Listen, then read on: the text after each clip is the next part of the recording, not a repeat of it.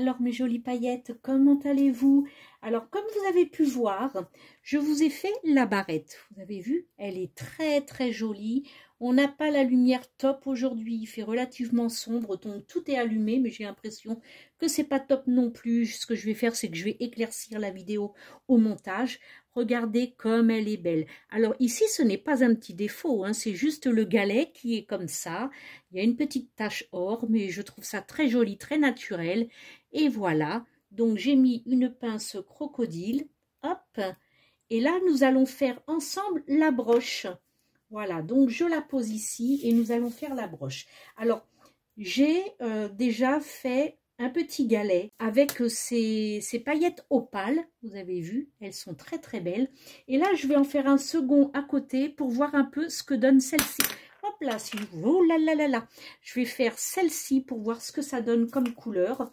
Donc, je vais retourner, je vais faire en sorte, j'ai une lingette bien humide qui va me permettre d'essuyer autour et de pouvoir ne pas en mettre partout, surtout. Voilà, hop. Ce que je vais faire, c'est que je vais mettre ce petit essuie-main sur ce que j'ai déjà mis. Ça évitera que j'ai une autre couleur de paillettes qui se pose dessus. Allez.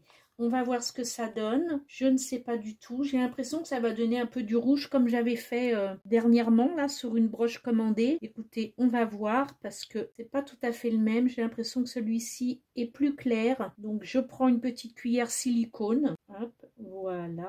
J'étale bien dans mon fond. Ce qui est bien, c'est que le fait d'avoir une cuillère silicone, donc vous pouvez prendre un pinceau, hein. Le silicone donc colle bien au silicone, ça fait un peu moins volatile. Donc, c'est beaucoup plus facile à mettre à l'intérieur du moule. Parce que quand on prend un bâton de bois ou autre, c'est vrai que les paillettes ont tendance à voler de partout. Mais là, le silicone, il fait un petit peu statique. Donc, ça vole moins, forcément. Voilà. On étale bien. Une fois que c'est bien étalé, je vais vous montrer ce que ça donne. Voilà. J'étale et j'appuie en même temps, hein, ce qui permet aux paillettes de coller. Voilà. Je vais de suite essuyer ça pour pas en mettre partout. C'est surtout que j'ai pas envie de mélanger les différents moules avec des paillettes qui n'ont rien à faire dans certains moules. Voilà, donc je veux que ce bleu-là reste bien bleu et qu'il n'y ait pas de mélange. Voilà ce que ça fait. J'espère que vous voyez bien la différence. En tout cas, on le verra. Là, ce qu'on va faire maintenant, c'est couler de la résine époxy. Et elle sera noire afin de bien faire ressortir nos petits moules. Allez, c'est parti, je vais m'occuper de la résine époxy, je reviens de suite. Voilà, allez, j'ai fait 6 grammes, ça suffit je pense pour ces deux-là. Je vais mettre un petit peu de colorant, allez 6 gouttes, 6 grammes, 6 gouttes. Allez, on y va. On fait son petit mélange et c'est toujours 3 minutes, quelle que soit la quantité. Il faut bien que le bicomposant, les deux composants, le A qui est la résine, le B qui est le durcisseur, soit bien mélangé. Il faut que le mélange soit homogène. Alors, on mélange, on mélange, on mélange. Bien évidemment, je vais vous couper. Je ne vais pas vous laisser la peine de regarder, mélanger pendant 3 minutes. Voilà qui est fait. Hop, on y va. Je vais déjà faire la bleue, hein, parce que la bleue, c'est une commande. Donc, si jamais j'ai pas assez de résine, au moins ma bleue sera faite. Après, j'ai mis des paillettes ici, j'aurais pas dû parce que, en fait, il fallait que je vous montre comment faire cet effet. Mais bon, c'est pas grave. Je vais vous le montrer sur une petite barrette, sur un petit galet, tout simple, sans rien. Ça, c'est pas grave, hein, je le ferai une autre fois. L'essentiel, c'est de faire le tuto avec vous par rapport justement là-bas à la barrette. Allez, on coule un maximum, on évite de perdre de la matière. Vous voyez, j'ai pas fait assez. 6, c'était pas assez, il aurait fallu que je double. C'était trop pour un seul galet et pas assez pour les deux. Allez, on va essayer de récupérer un maximum de résine pour au moins finir de compléter ce petit galet. Voilà, parfait. Il faut que ça soit bombé, hein. Allez. Et bien là, c'est parti. On se retrouve tout de suite. Je vais mettre ça à catalyser 2 heures dans ma machine. Voilà, je suis allée chercher ma petite machine pour catalyser. Hop, allez, on va mettre ça dedans. Ça va catalyser 2 petites heures et on va pouvoir faire la suite. Et voilà, donc ça a fini de catalyser. Voilà, je vous montre un petit peu. Hop, Je vais donc ouvrir ma machine, je vais sortir mes petites pièces. Alors, regardez, celle-ci, elle est vraiment très jolie. On voit pas trop les couleurs que ça peut donner. On dirait un petit peu du... C'est un mélange, il y a du jaune, du rose, du... c'est pas évident, ouais, du rose, du jaune, du doré, peut-être un petit peu de reflet vert. C'est vraiment sympa, ça tire plus vers le jaune en fait, hein, c'est vraiment sympa. Alors là, on va prendre notre petite pièce qui est, ma foi, encore un petit peu souple. C'est étonnant qu'elle n'est pas catalysée. Vous avez vu, elle est souple et du coup, je l'ai un petit peu, voilà, un petit peu tordue. Mais c'est pas grave, on va travailler sur ce côté-là. Voilà. Hop, je vais enlever la machine afin que l'on puisse travailler tranquillement. Voilà. Allez, je vais mettre des petits coussinets. Déjà, ça sur un petit coussinet afin qu'il ne traîne pas partout. Voilà. Ensuite, celui-ci, c'est pareil, je le travaillerai tout à l'heure. Et là, on va travailler celui-ci. Alors, pour avoir, alors attendez, je le rapproche quand même que vous puissiez le voir. Pour avoir ce rendu-là, il suffit tout simplement d'utiliser donc de la résine UV, une lampe UV et des bandes de papier transfert. Voilà, moi j'avais utilisé donc cette bande là, vous voyez, on voit encore la forme, voilà. Et donc on va continuer pour pouvoir avoir le même modèle. Ce qu'il faut que vous fassiez, c'est de mettre un petit peu de résine UV sur la totalité de la surface de votre pièce. Vous étalez bien parce que là où il n'y aura pas de UV, il y aura des manques de votre papier transfert. On étale bien, voilà. On prend son papier transfert, on essaye de choisir une couleur qui rappelle un petit peu la barrette. Donc moi je vais me mettre ici sur le bord, je pose. Vous voyez, on voit bien la trace, on voit bien la forme et à partir de là, je vais vite catalyser.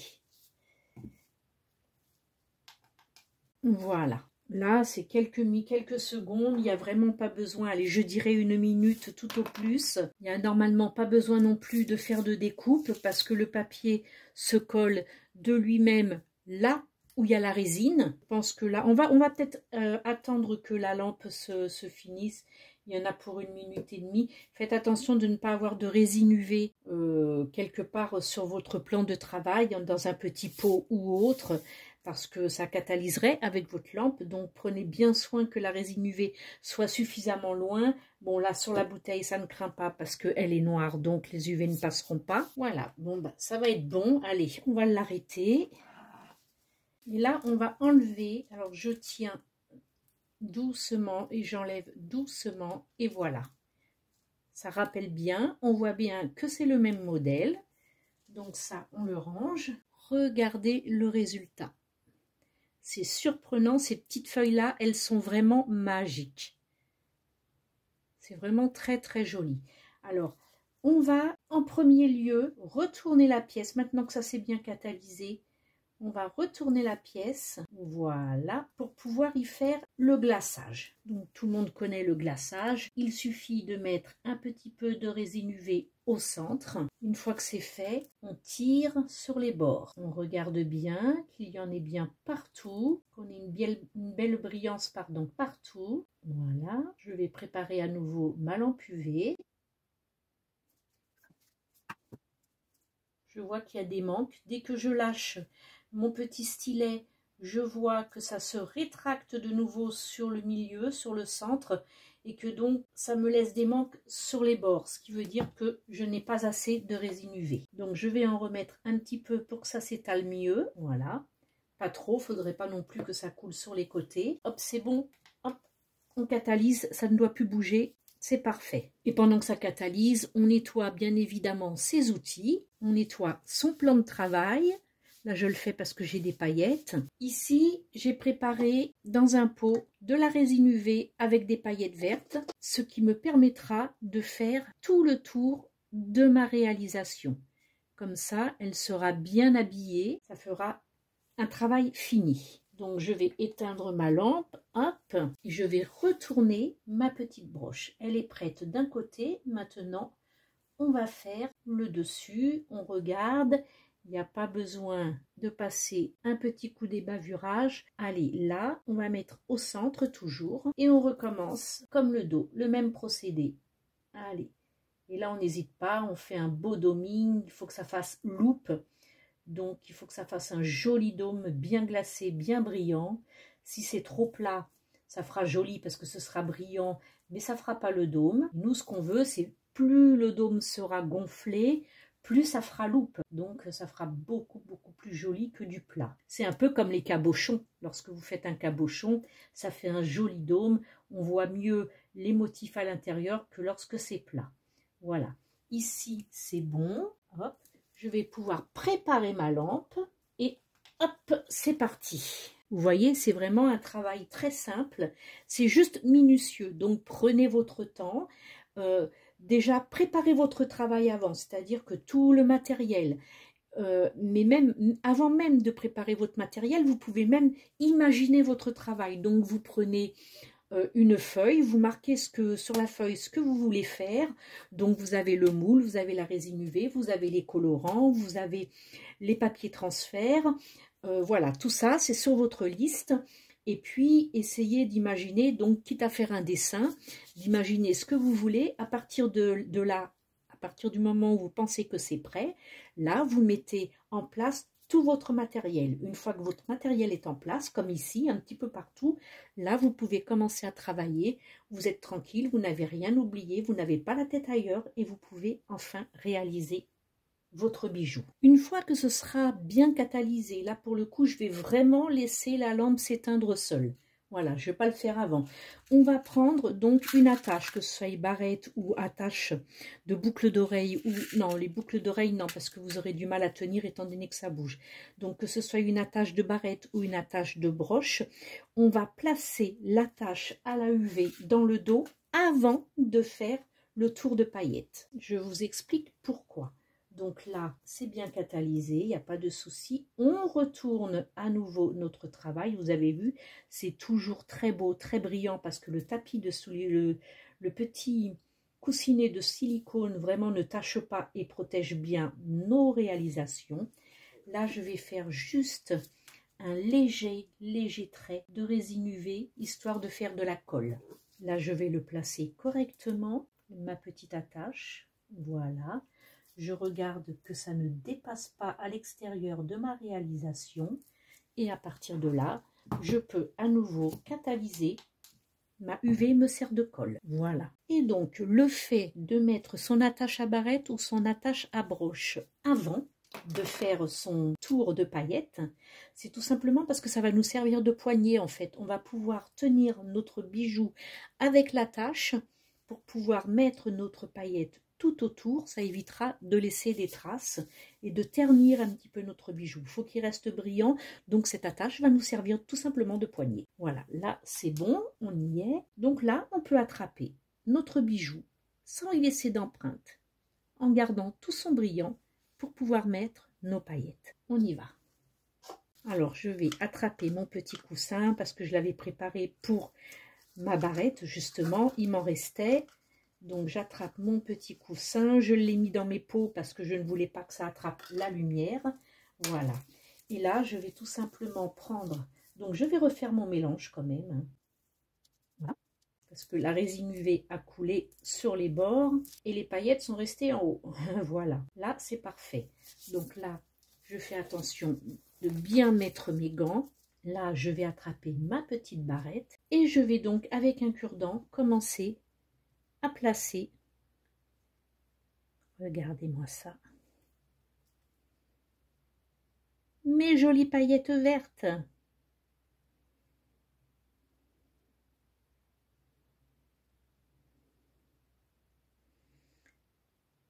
C'est quand même beaucoup plus joli, un travail fini. Je reprends mon pot, je protège parce que j'ai besoin de catalyser un tout petit peu, histoire que ça tienne en place mon bijou. Alors vous avez vu mon astuce pour ne pas mettre les doigts sur mes bijoux, pour ne pas ternir ce beau brillant avec mes gants. Il suffit tout simplement de mettre son attache avant et elle nous sert de poignée. Voilà, là c'est bon. Je peux donc éteindre ma lampe UV. et je continue à faire le tour. Alors j'aimerais que vous me laissiez des petits commentaires sous la vidéo pour, pour me dire quel problème vous rencontrez lorsque vous faites de la résine UV ou de la résine époxy. Quel que soit le problème, hein, si je peux y répondre, je le ferai avec grand plaisir. Quel est aussi le style de tuto que vous aimeriez que je vous fasse, parce que c'est souvent que je le demande, mais vous n'êtes pas bien bavarde et j'ai pas de... En fait, vous regardez les vidéos parce que je vois, hein, évidemment, dans mon panneau d'administration, je vois que vous avez vu. Et puis j'ai pas de commentaires. Alors des fois je me demande si je fais bonne route ou mauvaise route, parce que j'ai pas de retour de votre part et ça ne fait pas avancer ma chaîne si tout le monde se tait et me dit pas ce qui va ou ce qui va pas en fait. Donc c'est pour ça qu'il est important que vous laissiez tout le temps des commentaires lorsque vous visionnez une vidéo, un petit like bien entendu, parce que étant donné que ce sont des vidéos privées, il ne peut pas y avoir des centaines de vues forcément, puisque vous n'êtes pas des centaines dans le club des paillettes. Donc je sais combien vous êtes et je sais combien je reçois de likes.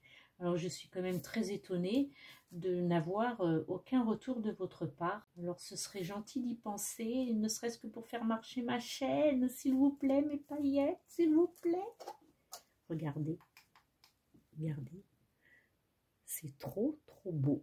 Allez, on va continuer à catalyser. Je vais éclaircir, hein, je vous l'ai dit en début de vidéo, je vais éclaircir mon film, là, ma vidéo, parce que c'est sombre aujourd'hui. Et j'ai peur que vous ne voyez pas, malgré les 3 lumières. Hein. J'ai ma lumière au-dessus, j'ai ma relight là, et j'ai mon plafonnier. Et donc j'ai peur que ce soit pas suffisant en fait. Voilà, ça c'est bon, histoire que ça ne bouge plus. Hop, allez, il reste plus que juste la toute petite pointe.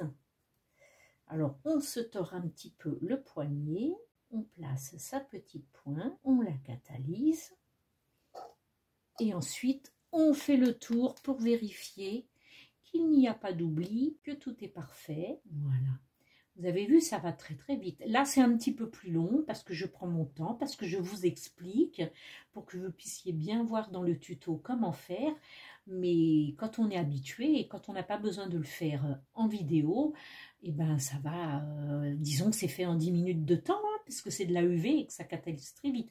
Bon, évidemment, ce qui est fait en 10 minutes de temps, c'est tout le travail après la coulée de l'époxy, parce que l'époxy, si vous n'avez pas la machine, c'est 24 heures. Si vous avez la machine, c'est 2 heures. Mais sinon, après tout le travail qu'il y a derrière, parce qu'on ne fait pas de coulé démoulé dans la résine, hein, on ne fait pas de coulé démoulé, on fait du coulé, démoulé et du travail derrière. Et ce travail-là, avec la résine UV, ça va très vite. Voilà. Alors ici, c'est fait. Donc je me mets bien à la lumière et je vérifie que j'ai bien fait partout convenablement bien sur le bord de mon motif de la résine, c'est parfait. Je le pose sur mon coussin pour vérifier l'envers, que c'est très bien aussi. Et bien écoutez, c'est génial, j'adore. Ah, peut-être un tout petit peu ici. Ce que je vais faire, c'est que je vais éteindre. Je vais prendre une pointe. Et ici, j'ai l'impression qu'il y a un tout petit peu de noir. On va régler ce problème de suite. Et voilà. Attendez. On va remonter un peu le verre, qu'il ne coule pas. On va protéger ça. On allume. Et puis ça sèche très vite. Hein. Ça catalyse parce que la résine ne sèche pas. La résine catalyse. Donc ça catalyse très vite. C'est déjà une bonne chose. Cette lampe-là est vraiment très puissante. Donc ça, c'est génial. Vous avez vu, si on a plusieurs réalisations, il suffit de faire ça, de baisser. Hop. Et on met toutes les réalisations les unes derrière les autres pour qu'elles catalysent tout en même temps. Ça, c'est topissime. Voilà. Hop. Voilà qui est fait. Donc, je vais éteindre ça. Je vais prendre mon petit tapis de silicone. Je vais le remettre dedans parce que je m'en servirai certainement demain pour le finir. Et je vous montre. Donc, je vais retourner mon joli bijou, ma magnifique broche.